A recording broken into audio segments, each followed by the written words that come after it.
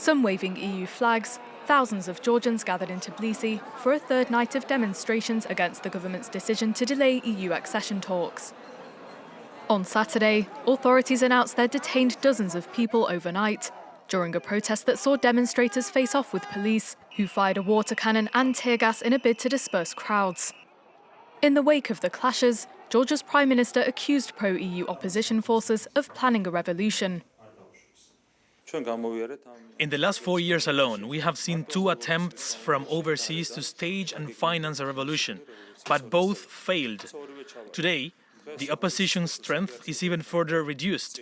As a result, the third attempt at a revolution will fail too. An accusation rejected by the country's pro-EU president, Zurabishvili, who referred to the demonstrations as a demand for legitimate rights to have new elections.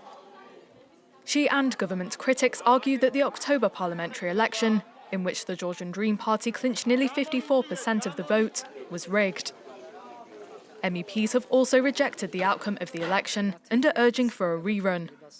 Speaking to France 24, Zurabishvili described Georgia's parliament as illegitimate and insisted she would not leave office when her term ends in December.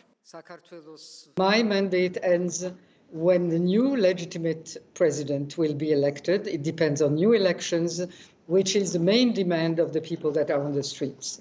Together with this new demand of new elections, what they want and what they are saying is that they're not going to accept that the Georgian so-called dream tries to take Georgia back into Russia.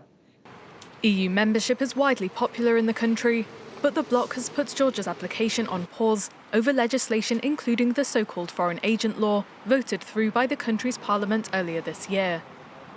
The EU has referred to the law as draconian and pro-Russian.